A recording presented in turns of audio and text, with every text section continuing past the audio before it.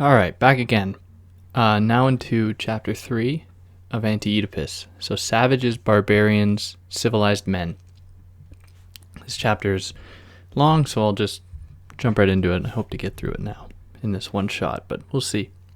So they ask right off the bat, if the universal comes at the end, that is, the body without organs and desiring production, under the conditions determined by an apparently victorious capitalism, where do we find enough innocence for generating universal history?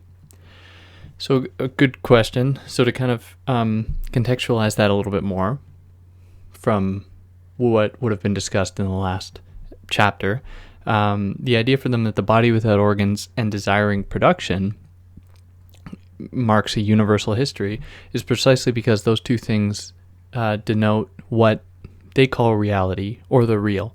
So these are absolutely true ontological condition and the institutions indicative of the law of which the Oedipalization of psychoanalysis is a part. All those things try to sequester this reality. So they sequester the body without organs, they sequester desiring production, desiring machines, and so on. So, keeping this in mind, and the idea that capitalism is what essentially gets us to this point. So this is very Marxist, right? So if we think of Marx in this way, you have capitalism being almost the catalyst or a necessary medium through which we must traverse before arriving at communism. So the same, I think, could be understood here, where capitalism is that thing that must be traversed through in order to arrive at this body without organs and desiring production. So, if that is truly the case, then can we claim there to be a kind of universal history? Because it certainly seems as though this hasn't always been, it's not universal if we're waiting for it to come. You see? So therefore, they kind of call into question even the axiomatic position that they're holding, that these things, that is the body without organs and desiring production or desiring machines, constitute reality as a universal, unchanging thing. So this kind of sets the stage for what they're going to do in this chapter and look at the different developments throughout history, specifically kind of applying their ideas of the syntheses in accordance with broad historical movements. So to kind of reiterate to kind of preface how they're going to get into that, they presented us with 3 different syntheses in the previous chapter, and they are as follows, in this order: connective synthesis, or syntheses, disjunctive syntheses, and conjunctive syntheses. Now these broadly correspond to 3 different movements throughout history. The first, connective syntheses, is related to the primitive or the archaic. So this is the age of the territorial to some extent, where people were only determined by their kind of immediate surroundings. They had to, there's a cat, they had to feed off of the land, and were bound by that to some extent. So there was there's these parameters set. There was a limitation. Now that got, eschewed for what they call disjunctive syntheses. So this is where deterritorialization first comes about. This is the moment that there arises a despot or a tyrant or something like that says, you know what? We can organize this land in such a way as to make it productive so that we can accumulate a surplus, so that we can essentially develop ourselves in more efficient ways. So for more on this, it'd be good, I think, to check out the other videos I did, or there's no video, but audios I did with my friend Curtis on the chapter Apparatus of Capture from 1,000 Plateaus, in which Deleuze and Guattari expand on this a little bit more. But, if you don't have the time, that synthesis is where deterritorialization first comes in, but it's not a deterritorialization they really celebrate, because it's a deterritorialization pushed by a kind of tyrannical figure that kind of rips up the land and then reappropriates it. So then we see the introduction of hierarchies and castes and all this type of stuff and class. that is wholly oppressive, as we I think would be fair to say. So what supplants that synthesis is then the conjunctive one.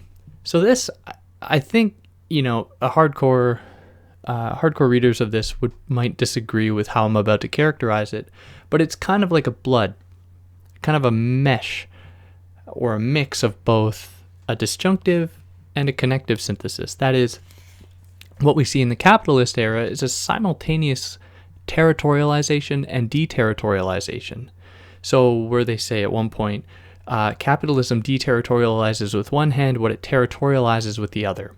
So, for example, we might see a relative deterritorialization with the flows of capital because, borders don't mean very much when it comes to the flows of money. But then we see a certain kind of deterritorialization occurring in other forms, that is a more heavy-handed reliance on something like the family or the state or church or, what have you, that is almost like a weighted blanket. It's like a way for us to feel comfortable as though we haven't totally lost touch with our quote-unquote roots or things that, attach us to this world. So, okay, I think that set the stage. Now let's jump right into it here. So they tell us that desiring production exists at the very beginning. So desiring production, and this is what they were getting at the whole time up until this point, desiring production is, what constitutes us as beings and is what, allows possibility to even be possible. And that can be found as early as the beginning. So there was a kind of relative decoding occurring at that time. So a kind of freedom associated with those desiring machines and desiring productions. So then the example of the tyrant in the disjunctive synthesis is an example that codes, or the tyrant overcodes the kind of, I don't want to use the term codes again, but the conventions and rituals that, may have existed prior, and the tyrant kind of galvanizes them and solidifies them in a kind of image form so that they can be easily reproduced and manipulated. So then in this chapter, tattoos serve this function where they act as like markings on a body that, can't be undone. So this speaks to the bigger project of what might be called a state, or what they call here a socius. In that the socius, or the state, is what inscribes codes that says, follow X, Y, and Z parameters and you'll be fine. You'll be able to fit within these guidelines. And we'll come to see that capitalism is actually a force that decodes those codes. And at the very beginning, so prior to this thing called the state, that is this coding machine, we had what they call the earth, or the body of the earth, as being the primary zone for production. So production occurs between all things, between the grass machine meets the tree machine, or the root machine meets the bark machine, or so on and so forth. So for them, this is a territorial moment because there are these structures that emerge, and they are they have their own kind of principles, but they are not principles kind of inscribed upon them by an exterior other, kind of transcendent tyrannical figure. So here they make a distinction. They say that this territorial moment shouldn't be confused with an idea of technical machines, which they say are like technical machines that extend humans, like glasses or like a cane or something like that. But instead, it is more aligned with the social machine that has men for its parts. So this is on page 141 in my edition. This distinction is important because it's not as though humans are masters of these spaces, right? At this time, in fact, humans are machines like any other. So the human is indiscernible from another machine, like the grass machine or the root machine or the eye machine, or go on forever here. So they want to illustrate this in such a way as to kind of disturb the implicit subjectivity and autonomy assumed of humans. So we shouldn't be led astray here. The idea of a social machine doesn't imply that it is not, or that it is kind of like a figurative or a metaphorical term. That is, it doesn't have anything to do with the real movements of, these other machines, like the grass machine and the dirt machine. Sorry, I keep using that example, but it just in fact, they say that these social machines are as real as any other. They serve the absolute purpose of kind of setting the basic codes required for syntheses to occur, that is, syntheses between two different entities. Or one of the examples they give at the beginning, the child mouth machine meeting the mother nipple machine. So then what we see in these territorial kind of primitive moments, or this primitive moment, is the following. So the method of the primitive territorial machine is in the sense the collective investment of the organs, for flows are coded only to the extent that the organs capable respectively of producing and breaking them are themselves encircled, instituted as partial objects distributed on the socius and attached to it. So I think that this passage illustrates the extent to which there are codes present, and that we shouldn't read in Deleuze and Guattari a kind of romantic exaltation of a pre-state configuration, as though prior to the coding or overcoding indicative of the state, there are still codes and conventions that, we should respect to some extent and treat not as though they weren't there, as though the pre-state configurations of society were somehow like a completely emancipatory, deterritorialized framework. But what we don't see at this time, even though there are codes, is the code of Oedipus, which we'll kind of get into more, but they kind of tease us with this idea here, suggesting that it is with Oedipus, and especially its relationship to capitalism, where we see a kind of privatization of the various organs that comprise a territorial machine or a territorial framework. So when these things become private, then suddenly some of them can be imbued with a certain status that transcends the others. So we can then see the investment of the anus with a kind of psychoanalytic potential above that of, let's say, the finger or the eye or the ear or grass or trees, precisely because they hold some kind of significance not relevant to a universal conception of them, but to a specific one that then projects that faith in that organ onto other kinds of historical or epistemic frameworks. So one other way we could see the lack of universality of the various parts of the body imbued with a certain meaning under Oedipus is to look at the socius. Specifically, Deleuze and Guattari look at the ways that the bodies are inscribed under the socius or in the state formations. So we see here markings and tattoos playing an integral role. And what these markings and tattoos show us is that the human is able to inscribe themselves with meaning that is, determined by the certain paradigm they find themselves in, the cultural and social one, that doesn't rely on some kind of universal appreciation of a single, bodily orifice.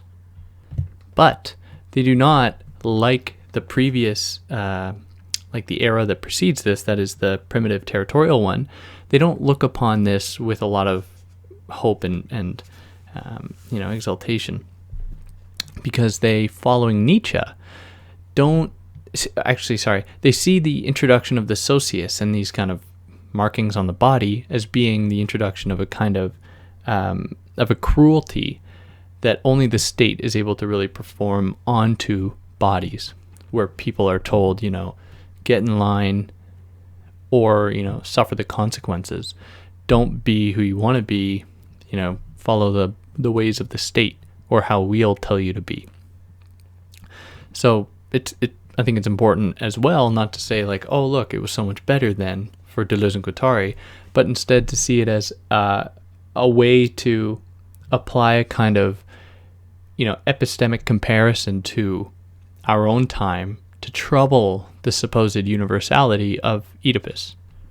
So the transition from the primitive to the despotic, or the barbaric, as they say it, is a moment from territorialization, as I've said, to deterritorialization, where there is a relative taking up of the earth and then redistributing it for the sake of caste and hierarchy. So as they say it, the body of the earth then gives way to the body of the despot. So in both of these systems, that is the primitive machine and the despotic machine, or the state machine, we see a kind of similar trend. So we still see codes being distributed, being disseminated, being kind of didactically imposed, but we don't see them happening in relation to this, to Oedipus, as I've said. So this is an idea that I think they develop more effectively in 1,000 Plateaus, where they make the case, and this is from the chapter Apparatus of Capture, they make the case that primitive machines, primitive formations, were not non-states. They were in fact states, but states by virtue of being anti-states. So they make the case that these primitive societies were not simply before the state. It's not as though these primitive organizations were just waiting for the state to arrive. In fact, Deleuze and Guattari suggest that there are actually elements of the state that could be found within them. And because of this, they suggest that these primitive organizations actually internalize some of the logic of the state in order to ward it off, in order to exercise it. So there was then, for them, there's a kind of guiding thread between both the primitive and the state formations. So we shouldn't see these as being, clear-cut breaks from one completely different epistemic framework into another. Rather, it's important to keep in mind that there are similarities between the two. So that leads them to say that these primitive organizations are not outside of history. They are very much a part of the same history that we see developing, today, that can be stretched all the way back to, 7,000, 12,000 BC. And this is how they can say that primitive organizations were riddled with organization. Primitive societies were riddled with organization. Essentially saying that they portend, that is, they kind of set the stage for what would come to be understood in the state formations as castes or hierarchies. So then at this point they kind of throw a little teaser in here, setting the stage for how they'll eventually get to this discussion about capitalism and these conjunctive flows, or syntheses, where they say that the social machine, especially as it is made most manifest in the despotic or state formations, they say that it only survives by screwing up. It only survives because it isn't, as universal or as effective at organizing people and, keeping those organizations happy as it proclaims it is. So this is why they can say that this is why capitalism is so effective, precisely because they say on 151, no one has ever died from contradictions. In fact, it seems as though, and I think it really takes its lesson from the primitive organizations that I've kind of characterized, that is, the ones that take in some of the logic of the thing they're trying to oppose in order to ward it off, following the logic, I think, here of like vaccination, where you insert some of a thing that threatens you so that you develop the defenses necessary to ward it off when it, comes back in a more devastating form. So that is why you can see capitalism, and especially the social formations, being so effective or being able to survive despite the contradictions, is because they are always able to break down those the limits posed in front of them and then set up new limits, because it internalizes the logic of that which threatens it and, puts that logic within it, like, profiting off of punk rock or something like that, for example. So then they ask us, what role does incest play in all these formations, but kind of specifically in the transition from the primitive to the state formations? So they put this as follows, and I'll read this in length on 161. But what does it mean to say that incest is impossible? Isn't it possible to go to bed with one's sister or mother? And how do we dispense with the old argument? It must be possible since it is prohibited. The problem lies elsewhere. The possibility of incest would require both persons and names. Son, sister, mother, brother, father. Now in the incestuous act, we can have persons at our disposal, but they lose their names inasmuch as these names are inseparable from the prohibition that proscribes them as partners, or else the names subsist, and designate nothing more than pre-personal intensive states that could just as well extend to other persons, as when one calls his legitimate wife mama, or one's sister his wife. So incest plays a really important role in the psychoanalytic imaginary, because it is that which has to be prohibited, right? So in Oedipus, the idea is that, the son wants to kill the father to fuck the mother. That is the incestuous dynamic, and one that has to be suppressed.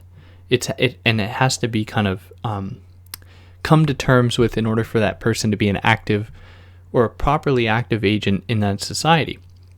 So Deleuze and Guattari, I think quite simply, are saying, these lines of filiation, so these kind of connections between people that share blood, is rather arbitrary. And the status that we ascribe them, or the titles we do, the ones that they give us here, son, sister, mother, brother, father, are random. So one example is the prohibition that's still kind of assumed of these relations if they come in like the step form. So if a stepmother and stepson, or stepsister and stepson, these things are still prohibited even though they occur, just as, incestuous relationships occur. Now that really points to the really arbitrary nature of these connections or these titles and the prohibition associated with them. So as they say, and this is on 160, we must conclude that strictly speaking, incest does not and cannot exist. We are always on this side of incest, in a series of intensities that is ignorant of discernible persons, or else beyond incest, in an extension that recognizes them, that constitutes them, but that does not constitute them without rendering them impossible as sexual partners. One cannot commit incest only after a series... one can only commit incest only after a series of substitutions that always moves us away from it. That is to say, with a person who is equivalent to the mother or to the sister, only by virtue of not being either, she who is discernible as a possible spouse. So how one's a one, the universal man one, but how someone's partner isn't endowed with that same kind of status, even though they might be, you might be much closer with them than you are with any family, relation, and how this fear, this prohibition really guides a lot of, the way that we organize culture. So Foucault writes about this, right, in the history of sexuality, where he says that we have such a profound desire to kind of realize what is called this prohibition that we erect, walls in the house, separate children from parents and children from other children, precisely because we know that everyone wants to be fucking everybody else. So we have to set up these kinds of limits. So, and this was, one of the great Foucauldian insights. It's not as though the Victorians were non-sexual and they were puritanical people that didn't give a shit about sex. They were actually overly sexual, and that all these institutions that only we can see, we don't see the people now, only the institutions that remain that point to us, the barriers, are evidence of that for Foucault, because they were necessary to kind of keep people from, breaking the law, or the prohibitions. So the repression that comes along with these prohibitions, we shouldn't just say was founded by, Oedipus, or by the psychoanalytic paradigm that has a very strong affinity with the family and the various titles and roles associated with that family. In fact, the territorial machine, that is the connective one, the primitive one, is comprised of three instances that give us kind of the hint of the presence of that to some extent there as well. So they say that it is comprised of three instances, that is the repressed representative, the repressing representation, and the displaced represented. So I should say that, these ideas aren't fully, or these instances aren't fully sifted out by Deleuze and Guattari, so I am hesitant to give like a definition for them.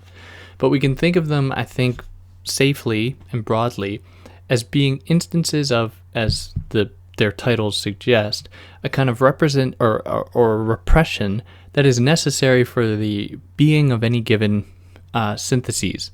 So in order for the mouth machine to meet the nipple machine, there needs to be the basic foreclosure of other possibilities, i.e. the mouth machine meeting the apple machine, in the act of eating or something like that. So there is something of a repression always already occurring. But this doesn't have to do with Oedipal repression. That is because, the Oedipal repression simply says that this oppression has to do with lack, that is, the fear of losing one's penis, because we're dealing with a kind of universal man here, or child man, imposed by the father. If the child wants to fuck the mother, they're going to be met with the threat of castration, which is a repression that is all too universal for them.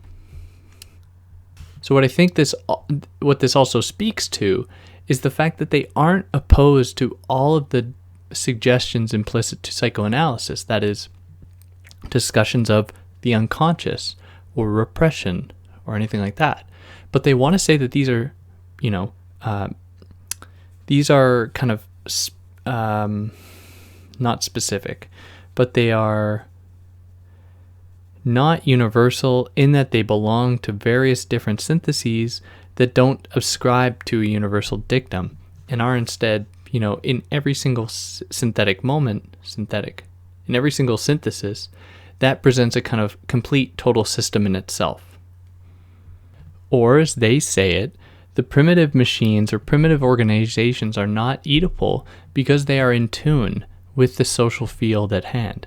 So they do not shy away from the specifics of a certain epistemic framework, but actually work within them. So for them then, primitive cures for ailments or problems or oppressions or anything like that are schizoanalysis in action, as they say on 167. So these primitive organizations are then effectively Oedipalized through colonization as the kind of overt act of Oedipalization, but they are reduced to Oedipal frameworks by the imposition of the idea of the family onto them, by saying that, the types of alliances that we see here by the colonizer, the types of alliances that we see here, that is, maybe alliances, and, it is reductive of me to frame it as follows, but just bear with me, between, like, tribe leader and, the other, priestly figure and so on and so forth, where people have their respective roles, the colonizer comes in and says, no, you mean this person birthed you? They're therefore your mother, and this person was the one that, quote unquote, impregnated the mother. That is then your father, and you are the child, and you are suffering from repression because of your desire to do this to your dad, to then do that to your mother. So there is the imposition of this idea onto these different frameworks, onto these different social fields, that reduces them and then Oedipalizes them. So then they give us the wonderful passage, Oedipus is always colonization pursued by other means. So the Oedipal narrative is sold to people through two different ways. It's sold to people two different ways. The first being that it is a real event that comes about through heredity. So if the colonizer goes in and says that, you were birthed from this person, therefore or birthed from these two people, therefore you have this hereditary connection to them, And because we can prove that you are, in fact, the child, there is a kind of affirmation of the initial postulate that there is a kind of hereditary formation there, and that therefore, because they imbue this hereditary relationship with such meaning, then the imposition or then the addition of the Oedipal narrative is that much easier to accept and that much easier to kind of project onto these people. So then the second way that it is sold to people is by having it structured as a structure. That is, by having it be unquestionably neat, because it is a mind-numbingly simple narrative. That is the Oedipal one. That, young boys have the desire to do this, and that is it. That's all. There's no more to it. We'll wipe our hands of it and be done with it. So what is at stake then is desiring production, or desiring machines.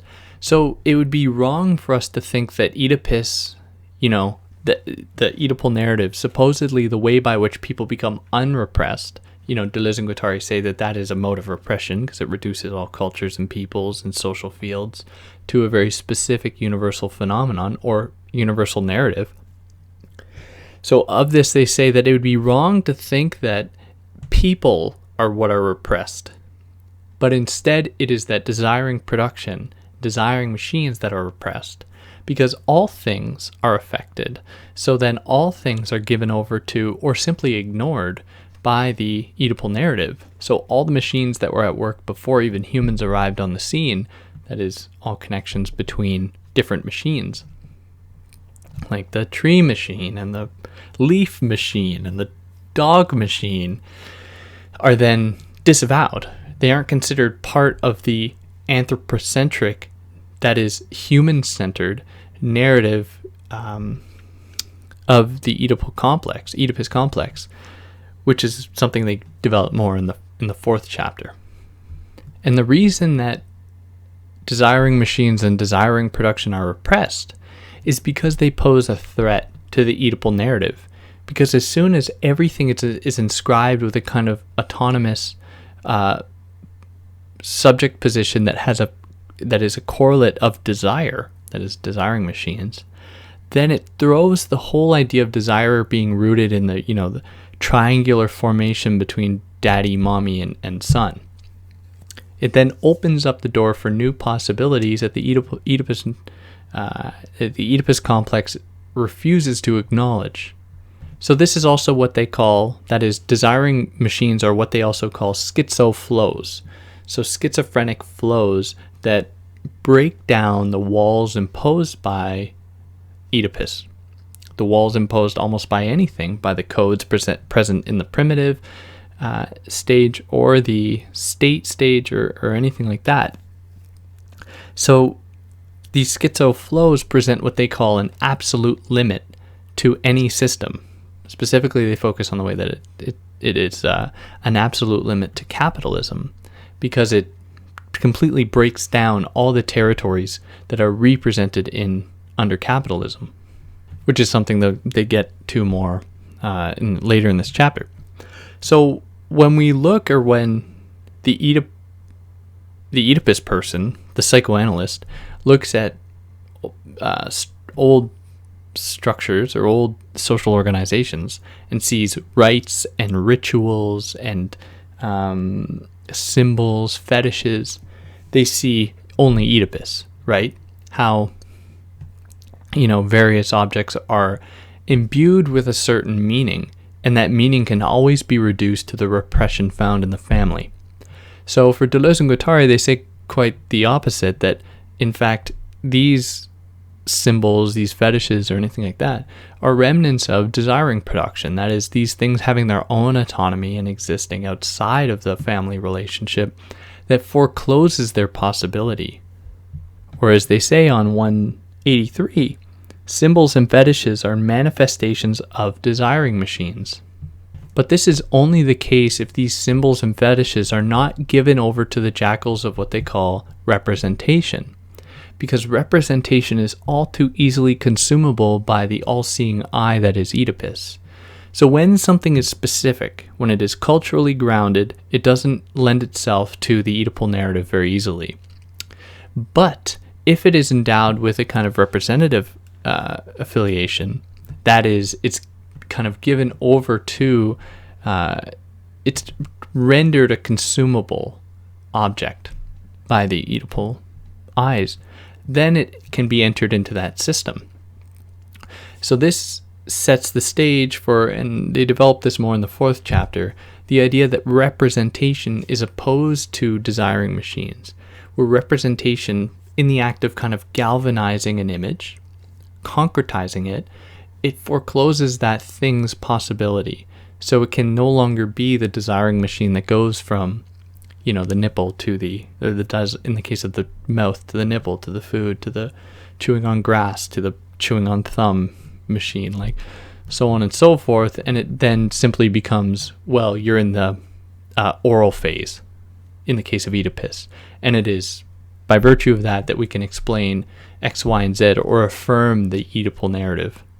So any narrative that claims to be a universal one has been something that systems have opposed for a very long time. So these primitive organizations, while they still had codes and conventions that were present, would ward off these universal ones. So one way that they would do that would be in the case of exchange, where they say that these primitive societies would continually ward off or exercise the development of a kind of universal equivalent, that is money, that could be exchanged for anything else. Because as soon as that happens, then we see a reduction of all things to this universal equivalent, where there's not the kind of symbolic associations with that thing then diminish in favor of it being always associated with this universal equivalent. And I believe the same can be said of the introduction of Oedipus into the fold. That is, all things can then be reduced to that. So then it's safe to say that the new state, one that is very comfortable with universal equivalence, but through the introduction of paper money or money period, the introduction of organized religion or anything like that, these states welcome that, and these new social formations welcome that, because it makes it that much easier to control and redistribute people. So the new state formations formed under the rule of the despot then opposes what Deleuze and Guattari, or how they characterize the primitive machine, as being that of the lateral alliances and the extended filiations of the old community. That is where you see like what to us would seem as like primitive modes of organization with, tribal priests or other kind of shamanistic figures. My ignorance of this matter is really shining through right here, but I think maybe you get the point. So the people that perform this act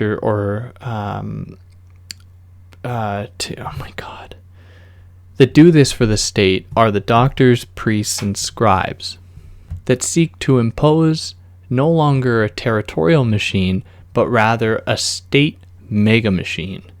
So under the mega machine, indicative of the state, there are 3 primary productions going on. There is the production synthesis, there are 3 new syntheses going on, not productions. There's the production synthesis, that is the hydraulic machine and mining machine. We see the inscription synthesis, which is accounting, writing, and monument machines. And then third, we have the consumption synthesis, which is the upkeep of despot, court, and bureaucracy. That's on page 195. So the state machine comes in to the primitive system and says, you know what, here, we're done with this. We're going to enter this more organized phase. So that's one way to look at it, and that is part of the story, that the state comes from without. But as I mentioned earlier, there were components of the state found within these primitive systems. That is, organization could be found there as one example. So it also comes from within. That is, the state emerges from these primitive organizations. So whereas the primitive systems feared the development of the state and internalized that logic to some extent, the state fears the decoded flows of capitalism, where we see the kind of supposedly, we see the destruction of the various hierarchies that form or that allow for the state formation to develop. So they give one example of this in the case of China, where China closed its mines when enough resources were extracted from them, because profit would then lend itself to expansion in a way that would make the state incapable of ruling to the extent that it really wants to. So as I mentioned earlier, there were these various kind of roles or people that did this, so the priests, scribes, and doctors. So Deleuze and Guattari expand on this more, suggesting that the introduction of graphism or writing served a very important role in the consolidation of the despot's power over primitive formations and over the new kind of state formation. So the despot introduced or mobilized the idea of writing and graphism, whereas in the territorial machine, there wasn't a subordination of writing over speech. These two things existed in harmony to some extent. So the introduction of graphism gives, interestingly, following Plato's sphere, kind of gives speech, or not following Plato's sphere, but mirroring kind of what Plato, or opposing Plato's sphere. God, let me just say it. So Plato didn't like writing. Plato thought writing was going to be the end of memory, would be the end of the ability of one to reason, so on. So the despot, realizing this, says, okay, let me introduce writing so that my word, when I speak, it is going to be superior to the writing that is suddenly everyone can do. So then what happens is all desire then becomes the desire of the despot, because it's only the despot's voice that rings through. So as they say, the mouth ceases to speak, it instead drinks the letter, and then the eye no longer sees, it instead reads the letter. So the signifier then is what they call the repressing representation. That is the lack that's always presented by the signifier. How the signifier doesn't actually get you at the heart of the thing, but is just the kind of representation of that thing, which opposes the so-called real world. So this kind of simulation we find ourselves in, that is one governed by signs as opposed to desiring machines or desiring production, is then mobilized by the despot in order to construct their own reality as being the reality that which everyone is supposed to follow. So this is the overcoding of people and of culture, so that it becomes, the only truth there is.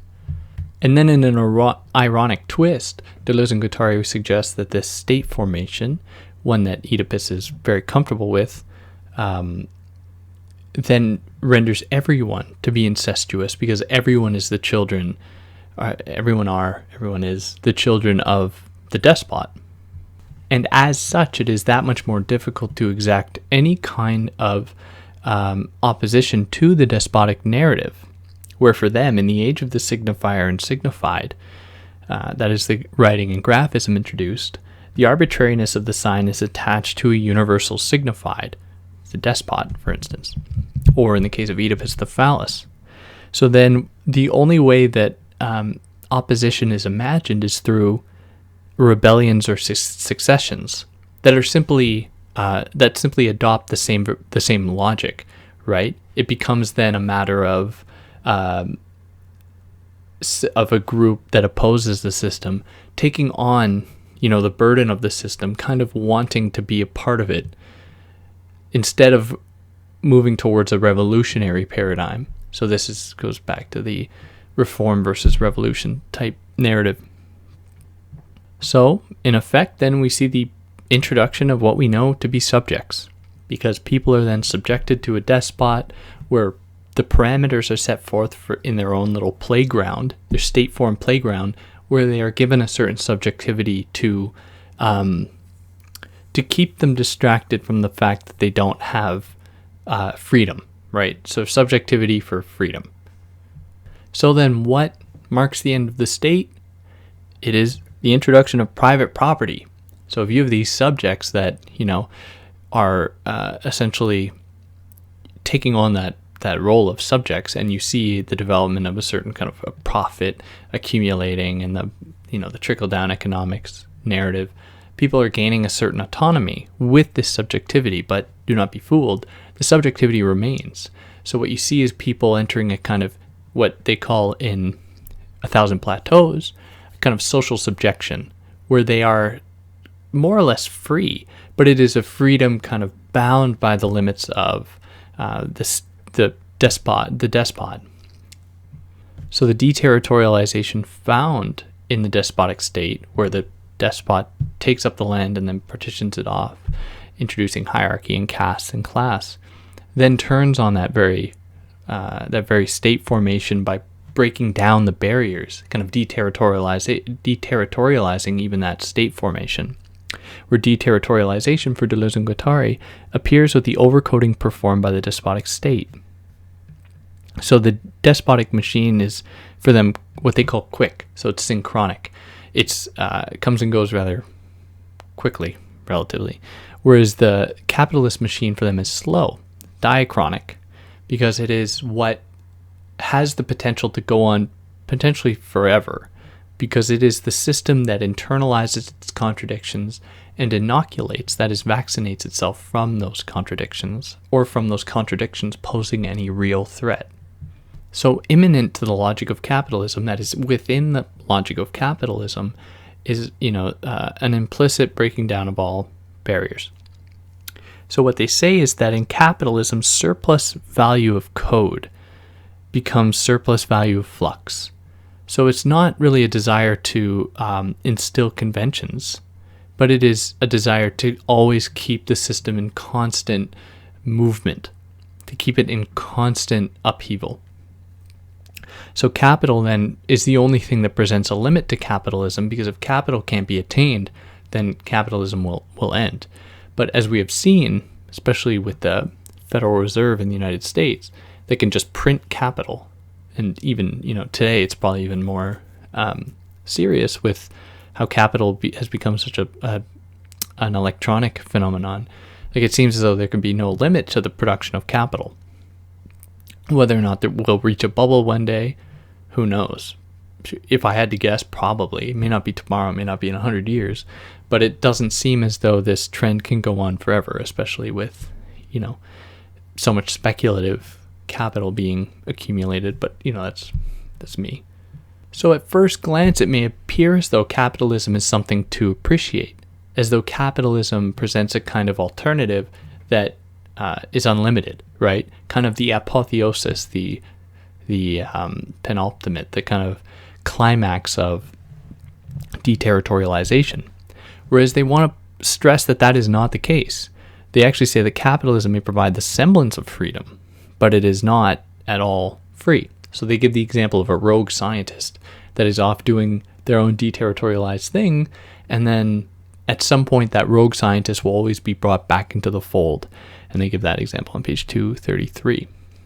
So capitalism is then a system completely opposed to production, but that is a system predicated entirely upon it. So it opposes desiring production, it opposes desiring machines, yet it is a system that relies very heavily on machines as we know them, and production as we know it. So this breaks with, while also complementing, the very ontological condition of the world, that is, the reality of the world as being a world comprised of desiring machines and desiring production. So capitalism is really clever in that it appropriates that logic, but spins it for its own benefit. So then they give us a kind of quick quip suggesting that maybe our task is to accelerate capitalism, right? This is, I think, this is where a lot of accelerationists that use Deleuze and Guattari, the kind of thing they draw from, the idea that capitalism is just something that must be sped up in order to arrive at this utopian potential. Which I don't know, it's hard, like they say that almost verbatim, so it's difficult not to read that in them. But I would like to stress that if it doesn't occur with the right kind of, mind frame, then it will only present another oppressive system. So for more on this distinction between capitalism and schizophrenia, that would appear at first glance to have a kind of affinity, they say the following. This is on 245, and it's pretty long, so I'll just get at it. Yet it would be a serious error to consider the capitalist flows and the schizophrenic flows as identical, under the general theme of a decoding of the flows of desire. Their affinity is great, to be sure. Everywhere capitalism sets in motion schizo flows that animate our arts and our sciences, just as they congeal into the production of our own sick, the schizophrenics. We have seen that the relationship of schizophrenia to capitalism went far beyond problems of modes of living, environment, ideology, etc., and that it should be examined at the deepest level of one of the same economy, one and the same production process. Our society produces schizos the same way it produces Prel shampoo or Ford cars, the only difference being that the schizos are not salable. How then does one explain the fact that capitalist production is constantly arresting the schizophrenic process and transforming the subject of the process into a confined clinical entity, as though it saw in this process the image of its own death coming from within? Because the schizophrenic, I think, for Deleuze and Guattari, presents all the deterritorialization present in capitalism with none of the reterritorializations, what they call compensatory reterritorializations, which are necessary to kind of keep capitalism relatively tethered to something so that it can, still remain among the earth. Or what they call the socius of the capitalist body. So capitalism is then what they call an axiomatic, or it introduces axioms that are these compensatory reterritorializations that serve as like limit points that it often circumvents and presents new ones. But they serve this very purpose of maintaining some degree of the state within the capitalist formation. So this is then how we have both a kind of archaism, that is the state, and futurism, the kind of capitalism of always becoming, of the deterritorialized flows of desire. So then Oedipus is very much among these capitalist conjunctions, these kind of capitalist flows. It serves as almost like a territory to convince us that we haven't, totally lost sight of ourselves. So the familial conjunction results from the capitalist conjunction. So Oedipus arrives then via the flow of capital money. Because Oedipus wasn't on the scene in the old formations. It only existed retroactively, by having these armchair philosophers looking back and saying, oh, well, we can explain X, Y, and Z phenomena, be it literary or historical or whatever, because of now the fact that we've discovered this Oedipal framework, this kind of Oedipal way to look at the world to explain everything for us. So then one more passage I'll read here that's long, but gets at the crux of exactly that. So this is on 266 and about Oedipus and capitalism. So Oedipus at last. In the end, it is a very simple operation, one that indeed readily lends itself to formalization, although it involves universal history.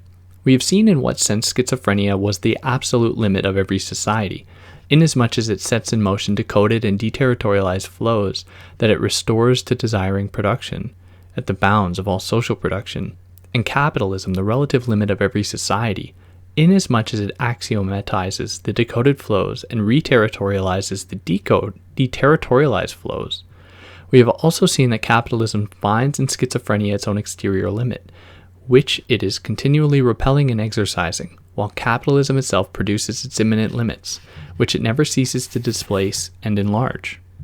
And this immanent limit, jumping down to the start of the next paragraph for whoever's following, Oedipus is this displaced or internalized limit, where desire lets itself be caught, where Oedipus forecloses desire from having any kind of revolutionary potential.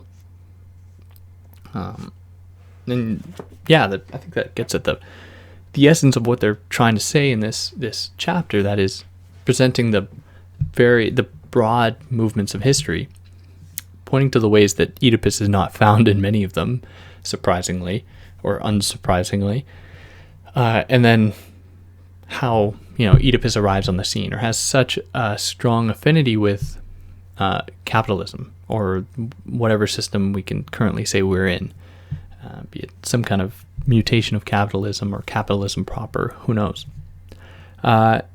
That's good then. I managed to get through it there. But for those that listened, or, saying bye is the hardest part. For those who listened, I hope you got something out of this. I hope I was clear. And I think I was pretty good with it. I think I took them in their own words without bastardizing it too much, but I'll leave that up for you to decide if you actually listen to this. And if I did something wrong, you know how to, tell me. I like hearing from you. And on that note, peace out.